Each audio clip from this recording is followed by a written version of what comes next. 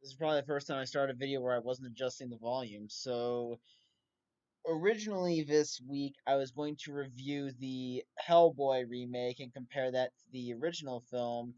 But since Chadwick Boseman sadly passed last weekend, I thought it would be a good time to review a movie he's been in that I have not seen before.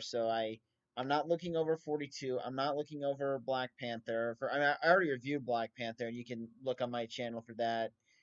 Um, what I am going to review is probably one of the films he's done that doesn't get mentioned as much, which is the James Brown biopic Get On Up. So this is definitely, I mean, this is probably one of the many movies. Actually, no, this is one of several movies that Boseman starred in that has him playing a key figure in African American history, especially, black people in the 20th century here. There's Thurgood Marshall, Jackie Robinson, and now James Brown. And this movie came out a year after 42, so Boseman was already kind of a huge established star. But the funny thing is, I mean, people still talk about 42, especially now. And of course, people love the Marvel movies, so the stuff he's been in, people bring up. But people really haven't been referencing Get On Up. And I wanted to review this movie because to pay homage and tribute to this very talented young man, even though he was 17 years older than I am. Anyway, but also I haven't seen this movie, and I'm a music guy, so those were the three reasons why I went after this film. So this is a biopic, and it does kind of start from the beginning. It seems like it's going to do that thing where a lot of biopics start later in the figure's career, and then the figure ends up going back, having a flashback late in life to their entire life leading up to that point. But the weird thing about this movie is that the narrative is not linear. So instead of Brown flashing back to his childhood and everything up to that point in sequential order with a few things tweaked based on what the filmmakers wanted, it goes back, it starts in 1993, goes back to 88 when Brown was at his lowest and wasn't at wasn't really where he wanted to be. And the thing is, he comes into his one of his business centers with a shotgun, threatening to kill anyone that went to the bathroom. That actually happened, but unlike in the movie where he accidentally blasts a hole in the roof, that didn't happen. So then it goes back to his childhood. It goes back to it really, I would say, throughout the first third or the first quarter of the movie or so is told in random flashbacks that bounce around. And while it is really a weird way to tell the story and can be a little distracting at times, I think it makes sense because I think when most people think back on their lives or think back on what got them to a certain point, I don't think they necessarily follow the formula of going back to childhood, everything leading up to where they are now. That's probably not how an average person would function. They would bounce around to certain things that just pop into their heads. So it's a little more of a realistic touch from a psychological angle, but it's a little weird with the movie because it seems like when you really get engaged and engulfed in the period of Brown's life that they're really trying to talk about, they take you out of the moment completely into something that's totally random. However, by the time we get to late in the first act and to the beginning of the second act, they drop that format completely and they tell a more linear story. I get the idea that they're trying to make this guy more mysterious and more badass and awesome, but I feel like they could have gone for a more straightforward narrative and it would still have had the same effect. Because it kind of seems like when you saw some of the artsy fartsy scenes in Any Given Sunday, it felt like they were trying to add more to the story when really they could have just done it standard and it still would have had a huge impact. Um, so aside from the fact that the narrative is a little wonky at times, Boseman as James Brown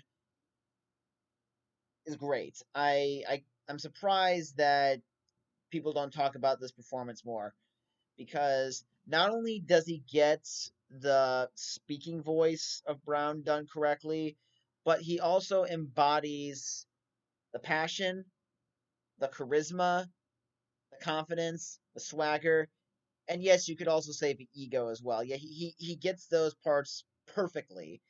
And not only that, but Boseman learned how to dance and sing. He didn't really do a lot of his own singing in this movie, and I think that's for the best because James Brown has one of those voices that's just super unique and distinct. And so having some guy try to imitate that style of singing, that would have been too much of a risk. It would have been like with Walk the Line, where Joaquin Phoenix tried to do a Johnny Cash impression, and it did not have any punch that the original person had. In this, Boseman is learning how to dance, but he's pretty much, for the most part, like 98% of the time, being dubbed by a Brown recording.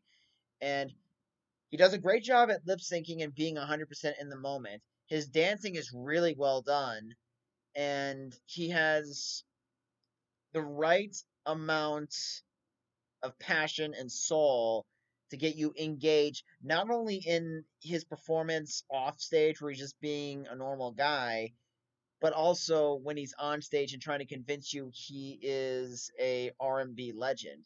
He did a really good job at pulling that off. And one thing to note is that this movie came out in 2014, so this was obviously being filmed in 2013. So this is just about a few years before Boseman got diagnosed with cancer. So yeah, this was a few years before he got diagnosed with colon cancer. So this was probably one of the last few years of his life where he was completely healthy, which is really haunting when you think of it like that. Um, so I mean, I would say this: all the other actors in this movie do a fine job. I mean, Dan Aykroyd is good as the manager and the mentor. Um, a few of the other actors are kind of just the generic bandmates, the inspirational friend, the inspirational adult figure that helps Brown move on of his life. And I would say this: the movie, from what I've read, for the most part, it is accurate. There's just some stuff they either cut out or exaggerate for the film. And that's kind of a thing with these biopics is that you shouldn't really be expecting dead on accuracy. What you should be expecting is a entertaining movie that gets more than 85% of the story down correctly. Because it's kind of hard to sum up an entire person's life in a 2.5 hour runtime. You have to hit all the high points and show the lows and show how the hero rose above his or her shortcomings in order to have one last final performance. It was fun to see Dan Aykroyd in the movie again. I love 80s stuff. I mean, look at my freaking shirt. But it was nice to see Dan Aykroyd in a movie again that was very well done. Um, I would say that this movie is underrated. Maybe the weird narrative structure is what threw a lot of people off, but this should be celebrated a little more than it has been, really. And I mean, honestly, I do like how they don't shy away from showing Brown in a negative light, where he's kind of messing around with other women behind his wife's back, and he's a little verbally or physically abusive and stuff. I mean, they do touch on it, but they don't go too far with it. Because again, if you're trying to do a biopic on a certain person, you can't show the negative stuff as much. Otherwise, you're not going to get the rights to their story because you're just, smearing them.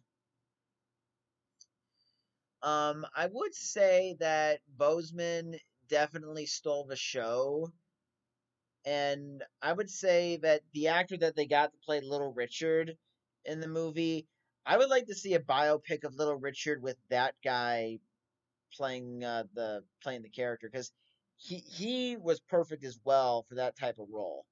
You know, he got the personality, he got the punch and the pizzazz, the attitude, a lot of charisma. You know, um, and that's probably the best thing I can say about Boseman is that he really did a good job at being larger than life while playing a key figure in musical history that is a huge impact on music. And I mean, with guys like James Brown, Little Richard, Chuck Berry, Fats Domino, and countless others, we wouldn't get there are a lot of artists. There are a lot of black artists that came after these guys that probably wouldn't have been around as much if it weren't for these men that paved the way for future generations. You know, I'm not sure if Prince or Michael Jackson would have been able to punch through as easily if these pioneers hadn't come before them. So, all in all, I think this was a very well done movie when it was telling itself in order. The main performance from the headlining actor is just great all around. It's one of the best performances I've seen in a long time. And I would say that the movie doesn't shy away from showing you the harsh reality that Brown had to grow up in, but it still is a very enjoyable feel good movie that I hope would get more attention, especially in light of current events. But that's my review on Get On Up, and I will show you guys my cover for Fade Away on Monday. Until then, see ya.